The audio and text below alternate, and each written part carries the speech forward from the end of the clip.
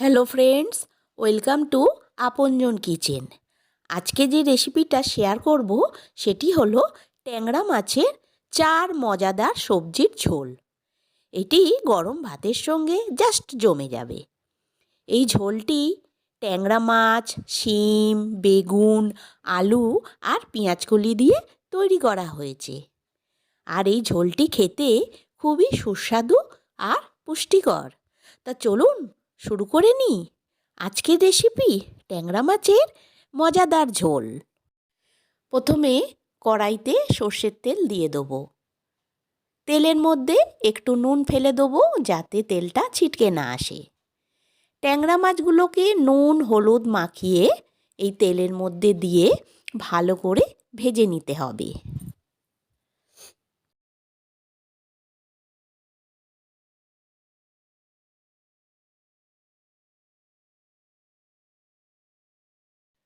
আমার এক পিঠ ট্যাংরা মাছ ভাজা হয়ে গেছে। এইবার আর এক পিঠ ভাজার জন্য ট্যাংরা মাছটিকে উল্টে দেবো।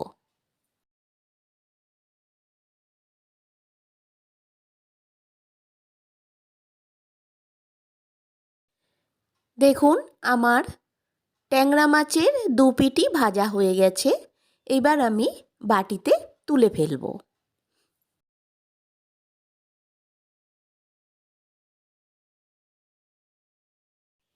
এই তেলের মধ্যে ফোড়ন হিসাবে দিয়ে দেবো গোটা জিরে ফোড়ন। এই তেলের মধ্যে এইবার আলুগুলো দিয়ে আলুগুলোকে একটু নাড়াচাড়া করে নিতে হবে।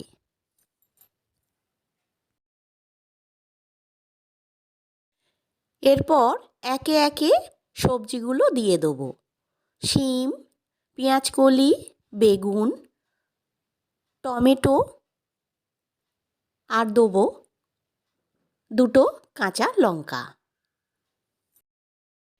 আবার ভালো করে নাড়াচাড়া করে নিতে হবে। এর ভেতর দিয়ে দেবো কিছুটা আদা, আমি থেতো করে রেখেছিলাম সেই থেতো করা আদাকে।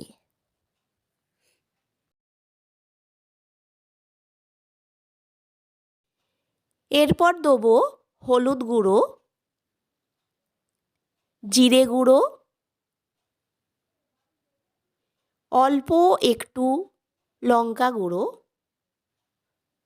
আর দেবো ধনে গুঁড়ো। আবার খানিকক্ষণ নাড়াচাড়া করে নিতে হবে।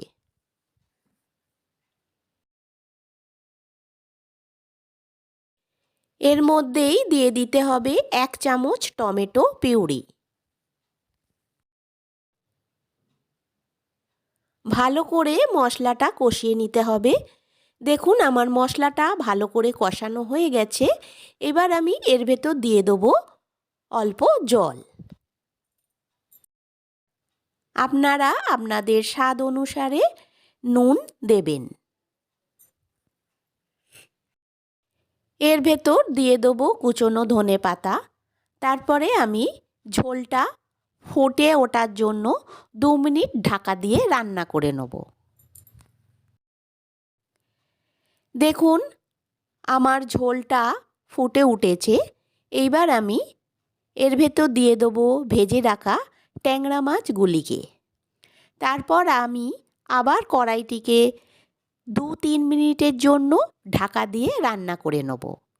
এই রেসিপিটা আপনারা গ্যাসের লো থেকে মিডিয়াম ফ্লেমে রেখে তৈরি করে নেবেন। 3 মিনিট বাদে ফিরে আসলাম। দেখুন আমার আজকের রেসিপি ট্যাংরা মাছের মজাদার ঝোল পুরোপুরি কমপ্লিট হয়ে গেছে। এইবার আমি গ্যাস বন্ধ করে দেবো এবং ঠান্ডা হলে আপনাদের সামনে পরিবেশন করব। এই রেসিপিটা আপনারা গরম গরম ভাতের সাথে খেতে পারেন। খুবই সুস্বাদু একটি রেসিপি এবং পুষ্টিকরও একটি রেসিপি। রেসিপিটা ভালো লাগলে লাইক শেয়ার কমেন্ট করবেন আর চ্যানেলে নতুন হয়ে থাকলে চ্যানেলটিকে সাবস্ক্রাইব করে রেখে দেবেন লেটেস্ট ভিডিও পাওয়ার জন্য।